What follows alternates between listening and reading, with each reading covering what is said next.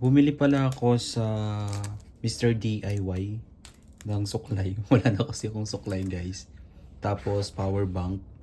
Gagamitin ko to pag nag-travel ako sa Baguio. Yan, 10,000 milliampere lang naman. And then bumili din ako ng ganito, lalagyanan ng mga gamot. Gamot saka vitamins. Tapos ito, nag-shave ako, guys, ah. Tapos bumili din ako ng organizer bag. Yan. Para naka-organize yung mga gamit natin. Hindi siya sabog-sabog, hindi siya magulo. So, buksan natin to.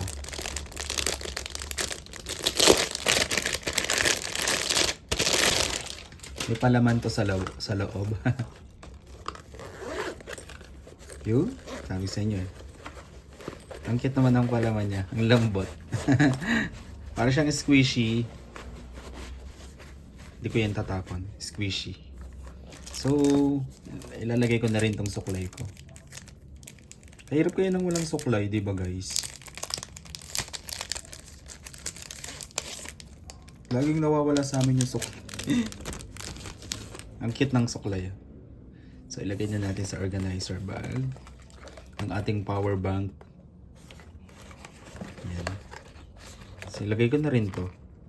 Yung aking headset, saka yung charger ng aking iPhone. Kasi ito, lalagyan na ng gamot. Bibili pa ako ng vitamins ko, naubos na kasi. Vitamins, saka minsan bumili din ako ng gamot sa sakit ng ulo, pagtatai sa kalagnat. Mura lang to, guys. Mr. DIY. Ang daming mura dun. Ayan. Para naka-organize siya. Then, ito. Maglalabas lang ako ng isa. Ilalagay ko.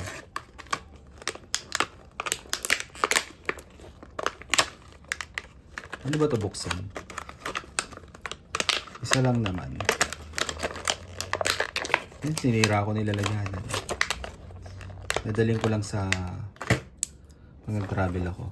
Meron pa ditong guys, pinaka-packet dito. Siguro dito na lang to. Yan. Ayun siya.